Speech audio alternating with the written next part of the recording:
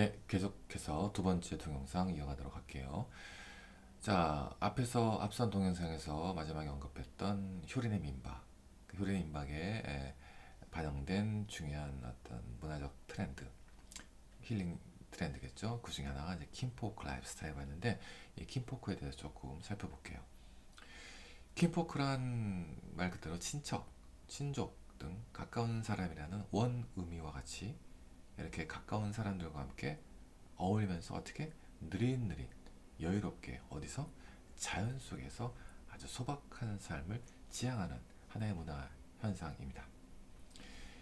자, 이런 킴포크가 결국 킴포크 라이브 스타일로 이제 문화적 현상으로 이제 확산되는 계기는 2011년 미국 포틀랜드에서 어떤 지역 주민들 한 40여 명이, 그 중에는 뭐 작가, 화가, 뭐 사진가, 농부, 요리사 등등등 이 지역 주민 40여 명이 모여서 그들 자신들의 일상을 하나하나 기록하면서 창간한 개간지 킴포크에서 시작됩니다. 그 킴포크 잡지 이름이 킴포크예요. 예. 자, 이 킴포크 잡지는 기본적으로 음식 문화에 초점을 맞췄어요. 그래서 요리법을 많이 소개하겠죠. 또는 어떤 소모임도 이렇게 소개할 수 있고요. 킴포크 라이프스타일에게 잘 어울리게 사는 사람들의 모임들, 뭐 이런 것들을 소개하거나, 또는 여가를 보내는 방법, 자, 이런 주제들에 관해서 사진, 에세이, 인터뷰 등의 형식을 통해서 그런 삶의 모습들을 담아내고 그런 내용들로 이 잡지는 구성되어 있는 것이죠. 혼자 또는 주위 친구들과 어떻게 하면 느리고 여유로운 삶을 보낼 수 있는지 매 호마다 다른 주제를 선정하면서 발간하고 있습니다. 자신만의 소소한 라이프 스타일을 즐기며 지인들과 함께 공유하는 킴포크 스타일이 주목받는 이유는 뻔하죠. 그렇죠? 바쁘고 각박하고 경쟁적이고, 그렇죠? 그런 어떤 외로운 현대인들의 일상에서 좀 자연 친화적이고 또 공동체 지향적인 삶을 열망하는 사람들의 숫자가 많이 높아지고, 그러한 열망들이 높아졌기 때문에 당연히 이러한 또 킴포크 라이프 스타일에 관심들이 확산된다고 볼 수 있는 것이죠. 자, 결국 킴포크적인 라이프 스타일은 과도한 경쟁과 또 어떤 욕망에서 벗어나 좀 인간적인 나눔과, 그렇죠? 삶의 소박한 가치, 즉 감성적 심플함, 감성적 심플함, 이런 것을 하나의 중요한 특징이라고 할 수 있겠네요. 자, 이러한 킴포크 라이프 스타일이 바로 대중의 문화 트렌드로 떠올라올 당시에 떠오르면서 이 힐링 예능의 하나 중요한 어떤 방향성을 제시하고, 바로 효린의 민박 같은 경우가 이러한 킴포크 라이프 스타일을 잘 반영한 어떤 예능 프로그램이라고 할 수 있는 것이죠. 자, 이렇게 간단하게 킴포크에 대해서 살펴봤습니다. 자, 계속해서 힐링 예능의 등장 배경, 뭐 예능 프로그램의 어떤 발전 전개사의 등장 배경이라보다는 정치 사회적인 배경을 조금 살펴볼게요. 자, 여러분, 2000년대에 접어들 때 한때 웰빙 문화가 굉장히 유행했어요. 웰빙 들어봤죠? 웰빙 문화. 2000년 들어오면서 웰빙 문화가 유행했었는데, 이전에까지 단순하게 잘 먹고 오래 사는 어떤 문제가 아니라 건강하게 먹고 건강하게 오래 사는 문제, 자, 이런 것으로 관심이 사람들이 옮겨지면서 소위 2000년대 들어와서 21세기 들어와서 이 웰빙 문화가 유행하기 시작했어요. 이 웰빙은 주로 육체적 건강에 초점을 맞춘 문화였다라고 볼 수 있는 것이죠. 자, 그렇게 시작된 21세기가 앞서 언급했다시피 신자유주의적 질서가 본격적으로 도입되기 시작하던 한 10여 년 전이겠죠. 지금으로 따진다면 정권 차원에서 봤을 때 이명박근혜 정권이 등장하면서 굉장히 욕망을 자극하는 어떤 정치들을 하게 됐죠. 그리고 이런 신자유적 질서가 만연한 사회 속에서는 경쟁은 당연한 것이고, 그 생존 경쟁에서 살아남기 위해 치열하게 사는 것이 하나의 중요한 미덕이었어요. 그 당시 열심히 하겠습니다, 최선을 다하겠습니다, 이런 말들이 곳곳에서 부르짖어지면서 악착같이 살아가는 모습은 당연한 것으로 받아들여졌어요. 자, 그러나 그렇게 악착같이 살아왔는데 사회는 어떻게 됐어요? 결국 노동 구조가 심각한 폐단을 맞이하게 됩니다. 뭐 한 번에 들어봤죠, 여러분들?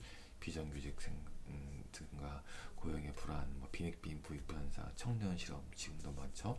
자, 이런 것들이 이제 등장하게 폐단으로 나오기 시작하는 것이죠. 지금까지 이어지고 있는 거예요, 그렇죠?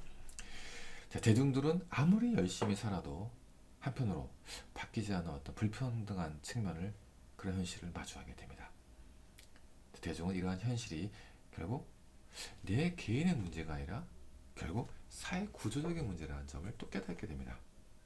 이러한 사회 구조가 더 이상 용납될 수 없다는 인식이 일어나기 시작하죠. 새로운 어떤 정치 사회적 변화의 요구가 점차 일어나기 시작합니다. 자, 그러나 어떤 일이 일어났어요? 급기야 우리 대한민국은 탄핵이라고 하는 초유의 정치사적 변화를 경험하게 됩니다.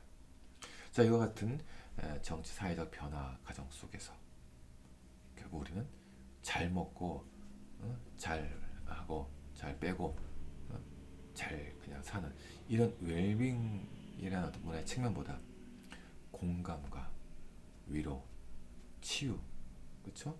함께 잘 먹고 함께 잘 살 수 있는 어떤 힐링 문화, 이런 특징을 가지고 있는 힐링 문화가 빠르게 새로운 트렌드로 자리 잡게 되는 것이죠. 한편으로 정치 사회적인 측면에서 연구자들이 하면 이 힐링 문화는 결국 그 신자유주의적인 어떤 사회 후유증에서 이제 반대급부로 등장하게 된 어떤 측면도 있다고 얘기를 하죠. 그 사회 후유증, 신자유주의적인 사회 후유증이라는 것은 경제적 불평등, 앞서 얘기했듯이 청년 실업, 불안한 우리 사회가 야기한 어떤 사회적 고통과 부담에 대한 치유가 필요하게 됐다는 것이죠. 그래서 힐링 문화, 웰빙이 아닌 힐링 문화가 이제 등장하게 된 것이죠. 뭐 점점 더 늘어나고 있지만 1인 가구의 증가, 그렇죠? 또 고령화 시대로 접어들면서 가족에 대한 공동체 역할은 점차 축소되고, 그것은 결국 일상 속에서의 배려와 위로라고 하는 것 등이 점차 줄어들고 사라지는 어떤 현실과도 맞닿아 있는 거예요. 그런 현실 속에서 힐링 문화는 더더욱 확산하는데 이런 어떤 사회적 변화가 크게 기여하게 되는 것이고, 그렇죠? 자, 이와 같은 나름 사회 정치적 배경 하에 힐링 문화는 점차 이제 확산이 됐던 것이고, 힐링은 여러분들이 치유라고 번역하죠, 주로. 근데 어떻게 보면 또 테라피란 말도 있죠. 예, 힐링 말 테라피. 테라피는 이제 치료라는 의미를 또 좀 더 강조할 수 있을 것 같고, 그러니까 이 테라피 치료는 결국 질병이나 정말 다치고 아플 때, 그렇죠? 예, 상처를 치료하고 회복하는데 포인트가 맞춰져 있다면, 힐링은 한편으로 예방과 건강한 심신을 유지하는데, 그렇죠? 적절하게 유지하는데 더 큰 의미와 역할이 있다고 보면 돼요. 더 심각해지지 않도록 치유의 삶을 통해서 예방하는 차원이 더 포인트가 맞춰져 있다고 보면 될 것 같아요.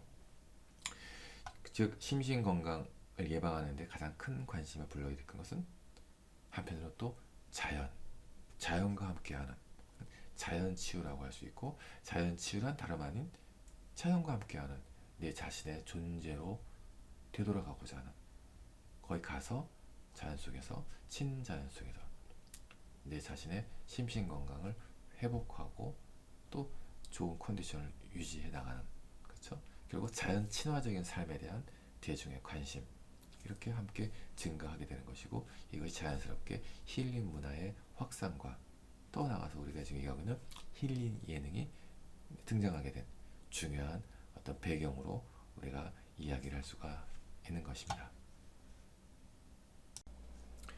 자, 다음은 우리가 힐링을 경험하는, 힐링을 체험하는 어떤 방법, 힐링 포인트, 그 힐링을 경험하는데 어떠한 요소들, 어떠한 상황에서 우리가 힐링을 경험하는지 조금 한 걸음 들어가서 하나하나 한번 짚어보도록 할게요. 힐링에 관한 연구에 따르면 기본적으로 4가지를 제시하고 있어요. 첫 번째, 힐링은 어떨 때 우리가 힐링을 경험하는가? 첫 번째, 원초적 욕구가 충족됐을 때. 당연하겠죠. 기본적으로 우리는 잠이 많죠. 여러분들 특히 젊었을 때 잠을 자고자 하는 어떤 원초적 욕구, 푹 자면 힐링이 되는 거예요. 쉽게 말하면. 그리고 당연히 먹는 거, 그렇죠? 식욕, 또 생리적 욕구, 또 사랑, 그렇죠? 성욕. 자, 이런 어떤 원초적 욕구가 충족됐을 때 우리는 기본적으로 힐링을 경험하는 거예요. 이건 어렵지 않게 우리가 이해할 수가 있어요. 그렇죠? 예.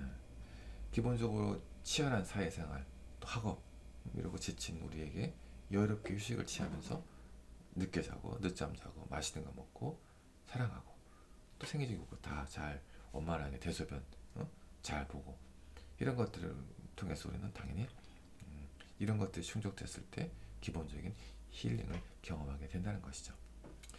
두 번째, 타인과의 소통, 즉 타인과의 교감이겠죠.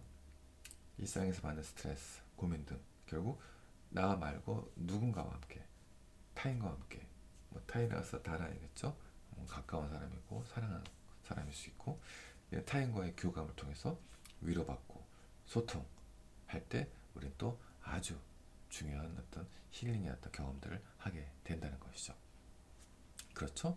나의 고민들을 털어놓고 사실 우리 수업도 지금 한편으로는 우리 같이 수강생들과 함께 심각한 고민들이라고 할 수는 없겠지만 어쨌든 각각에게 자신의 어떤 이야기들을 소통하고 있잖아요. 응? 수업이라고 하는 어떤 과정 속에서 형식 속에서 발표하고 댓글하고 토론하고 그렇죠? 또는 내가 얘기했죠. 남들 앞에서 내 얘기를 하는 것 자체가 치유의 시작이라고. 자, 이런 소통이죠. 타인과의 소통도 중요한 힐링의 경험, 힐링 포인트라고 할 수가 있는 것이죠. 자, 세 번째로는 새로운 경험이나 배움을 통해 학습이죠. 또는 어떤 업무나 과제를 수행함으로써 결국 어떻게 돼요?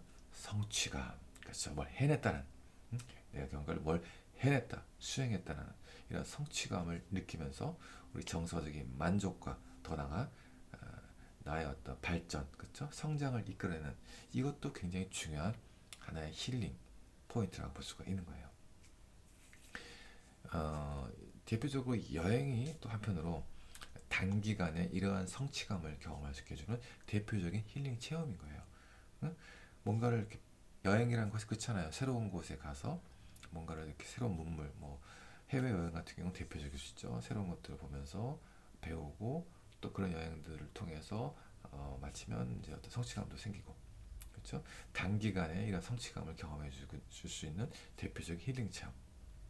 여행을 통해 단순히 기분 전환뿐만이 아니라 새로운 문화, 사회 또는 자연 환경 이것들을 발견하고 인식하는, 즉 배워가는 어떤 과정 속에서 작게나마 우리 마음속에 성취감이 드는 것이죠. 느낄 수 있는 것이죠. 이 성취감 또한 중요한 힐링 포인트. 자, 마지막으로 그렇죠. 아까 김포코 얘기했죠. 자연 친화적인 삶. 이런 자연 친화적인 삶. 한 줌의 자연 친화적인 경험도 굉장히 중요한 힐링 포인트가 되는 거예요. 바다를 한번 가본다, 바다 구경을 간다거나 산을 올라간다거나 숲을 이렇게 한번 방문한다거나 이런 것도 한편으로 굉장히 중요한 힐링 포인트가 될 수 있는 거예요. 여러분, 이 생리 인류학적인 관점에서 우리 인간은 기본적으로 그러니까 신체 기관은 숲이라는 환경에 맞도록 진화되었다고 해요. 그래서 숲에 들어가면 편하고 쾌적함을 느낀다고 해요. 숲 속에 들어가 시간을 보내면 어쨌든 우리가 현대 일상에 살면서 뭔가 굉장히 주의 집중 많이 해요. 우리 삶이 끊임없이 뭔가를 이렇게 주의하게 만들어 과도한 어떤 주의를 요구받게 돼. 도시의 생활, 그렇죠? 도시의 생활 특히 그렇잖아요. 현대의 삶이 그럼 계속 끊임없이 긴장된 삶을 살아간다는 거예요. 근데 숲으로 들어가면 이런 긴장들과 어떤 주의력들이 풀려가면서 그냥 편안하게 뭔가를 막 집중할 필요가 없다는 거죠. 편안하게 나를 긴장을 풀어주면서 결국 나가 쾌적함을 느끼게 해준다는 겁니다. 자, 그래서 이런 어떤 숲 자연 친화적인 삶, 대표적으로 숲의 어떤 경험도 아주 중요한 어떤 힐링 포인트가 된다. 또는 이제 반려동물과의 밀접한 삶도 굉장히 또 한편으로 자연 친화적인 삶의 형태라고 볼 수 있는데, 특히 노년의 삶, 그렇죠? 고령화 사회에 노년화된 삶, 1인 가족의 삶 속에서는 이 반려동물을 양육함으로써 어떻게 돼? 애착과 애정의 정서. 자, 이런 것들은 혼자 있을 때 생길 수 있는 우울증과 무기력함 등을 해소하는 데 큰 효과를 준다는 것이죠. 응? 반려동물을 돌보려는 어떤 그런 작은 책임감이 발생하면서 내가 일상을 살아가는 어떤 활력소가 생겨난다는 것입니다. 자, 이렇게 또 네 번째, 자연 친화적인 삶. 중요한 거예요, 포인트. 사실 요 네 가지 이 힐링 포인트가 예능 프로그램 담겨 있으면, 그걸 느낀다면 우리는 그 예능 프로그램을 힐링 예능이라고 불리거나 또는 그 예능 프로그램에서 우리는 힐링의 경험을 했다고 말할 수가 있는 것이겠죠. 그렇죠? 자, 이런 네 가지 힐링 포인트가 예능 프로그램에 어떻게 반영되고 드러나는지 한번 사례 분석해 볼까요? 자, 효린의 민박입니다. 효린의 민박의 힐링 포인트를 확인해 가면서 앞서 우리가 언급했던 중요한 네 가지 힐링 포인트가 어떻게 드러나는지 한번 볼게요. 이 효린의 민박의 메인 힐링 포인트는 소통형 민박입니다. 그렇죠? 타인과의 소통. 우리가 앞서 네 가지 중 두 번째, 그렇죠? 타인과의 소통. 타인과 소통과 교감을 통해서 어떻게 공감을 형성하고 결국 위로받는 힐링의 경험. 그것이 이 효린의 민박의 가장 중요한 메인 힐링 포인트라고 우리가 볼 수가 있어요.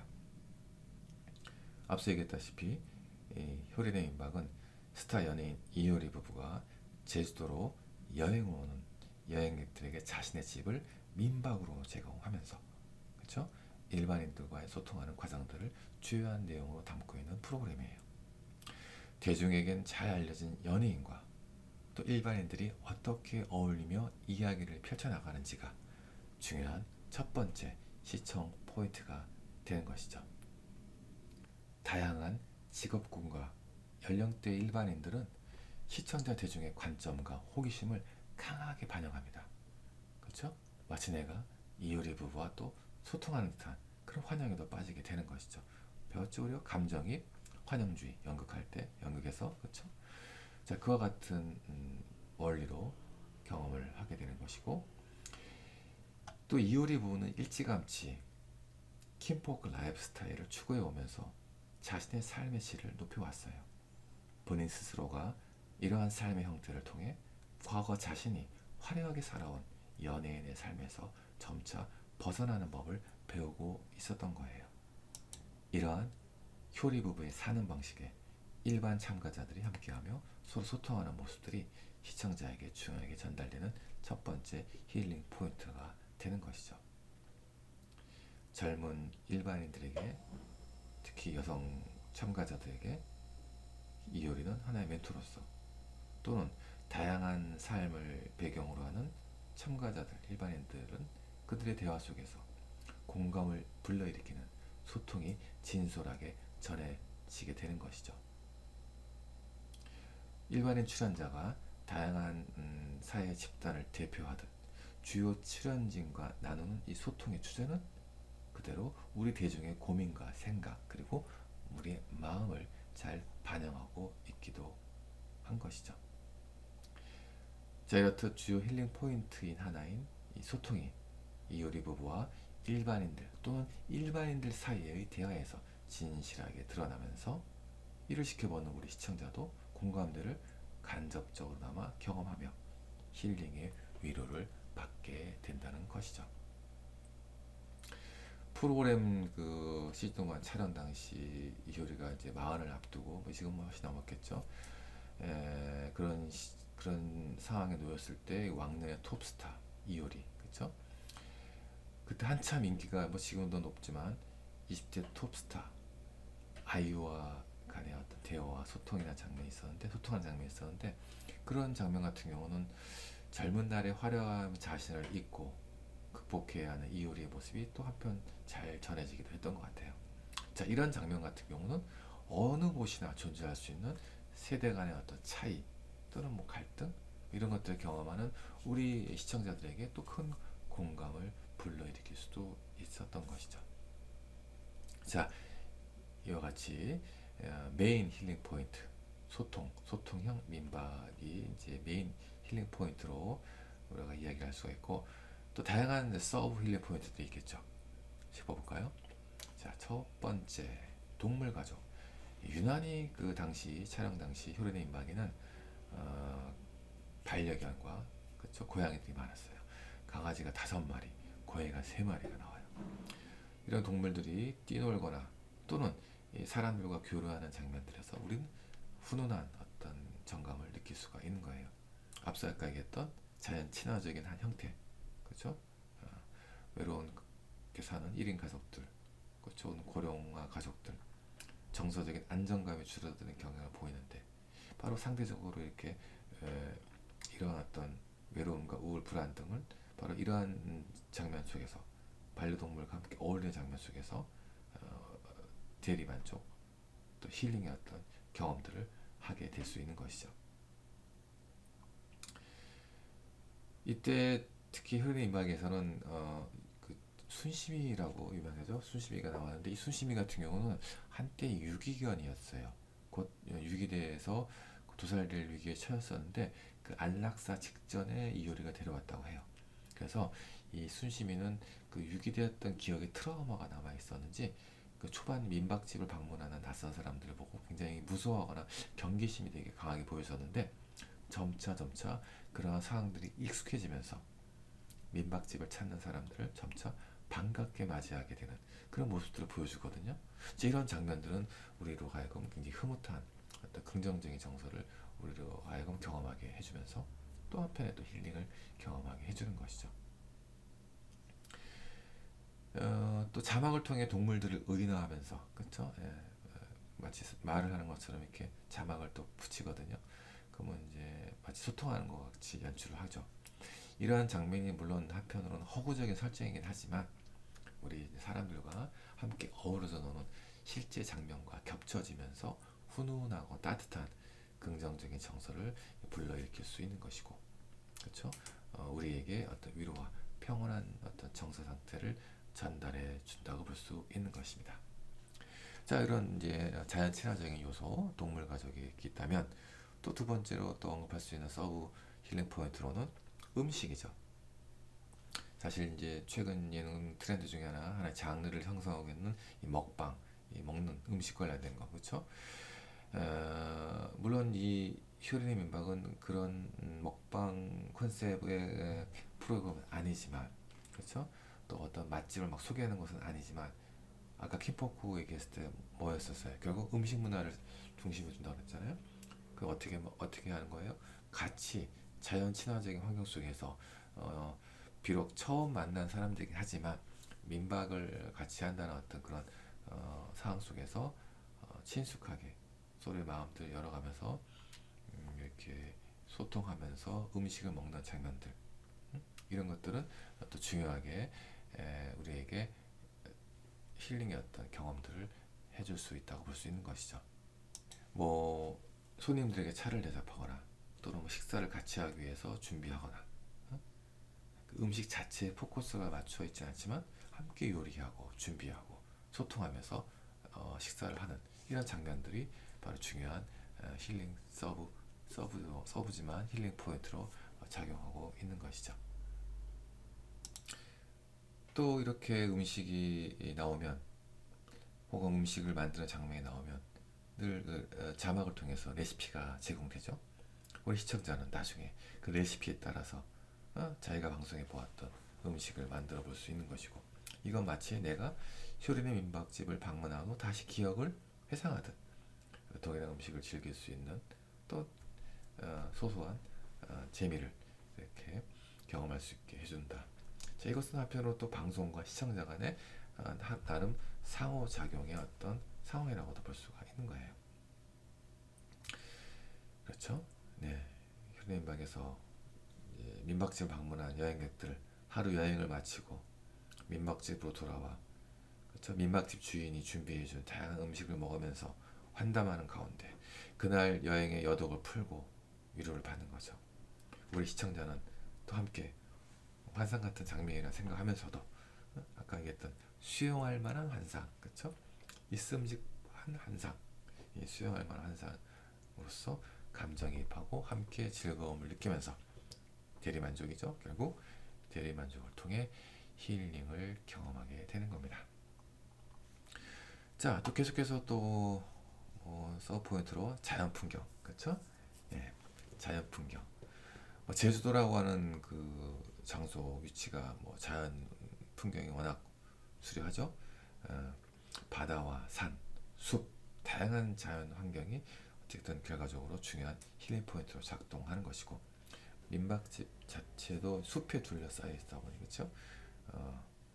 자연이 그 민박집을 품고 있는 듯한 느낌, 그렇죠. 그래서 민박집으로 들어가는 장면에서 우리는 마치 자연 속으로 숲으로 들어가는 것 같은 그런 어떤 느낌을 받게 되잖아요. 또는 이효리 부부가 힘이 들다면서 햇빛이 쫙 내리쬐는 그런 마당에 딱 누워 피로를 푸는 모습들, 유유자적한 삶, 그렇죠? 아까 삼십께서 얘기했다시피 다소 비현실적이지만 우린 어떤 적절하게 수용할 만한 어떤 환상으로서 우리에게 전달되는 것이죠. 네, 자, 이와 같이 자연 환경 속에서 그렇죠, 유유자적하는 모습들, 또 유난히 그 백색 소음이라고 하죠. 바닷소리, 빗소리, 나뭇가지가 바람에 스치는 소리, 이런 소리들을 계속 이렇게 보내줘요. 화이트 노이즈, 이런 것들은 또 자연의 어떤 그런 느낌들을 그대로 시청자들에게 전달해주면서 그렇죠? 자연 속에 있는 듯한 그런 착각, 결국 그런 어떤 안정감, 자연 친화적인 요소로서 야기되는 힐링의 어떤 경험들을 이제 하게 되는 것이죠. 그렇죠? 예. 자, 이렇게 자연 풍경까지 해서 효리님 민박의 예능 프로그램이 가지고 있는 힐링 포인트 몇 가지 이렇게 짚어봤습니다. 자, 그럼 수시가제, 자연스럽게 6조의 수시가제, 또 우리 온라인 활동, 마지막 온라인 활동까지 간단합니다. 힐링 예능 하나 선정해서 앞서 배웠던 힐링 포인트를 한번 찾아보세요. 대놓고 힐링 예능이라고 불리는 것도 상관없고, 힐링 예능이라고 표방하지는 않지만 어떤 예능에서 나는 앞서 우리가 공부했던 학습했던 그런 힐링 포인트들을 아주 감동적으로 경험했다. 그럼 또 힐링 예능이라고 볼 수 있는 거잖아요. 자, 그런 부분들을 찾아볼 수 있고, 또는 거꾸로 반 힐링 예능, 예, 반 힐링 예능, 어떻게 보면 힐링 치유에 저해되거나 방해되는, 오히려 더 뭔가 우리에게 스트레스와 피곤함을 더해주는 그런 예능을 선정해서 왜 그 예능이 우리에게 반치유적인 그런 어떤 영향을 미치는지 또 이렇게 역설적으로 분석하는 것도 괜찮아요. 꼭 하라는 건 아니고 그렇게도 한번 분석해 볼 수가 있겠죠. 좋은 것을 주는 예능과 그렇지 못한 예능 비교해 볼 수도 있을 것 같아요. 네, 이상 예능 프로그램과 힐링, 그리고 6조 수시과제, 더불어 마지막 온라인 활동까지까지 말씀드리면서 두 번째 동영상 여기서 마치도록 하겠습니다. 감사합니다.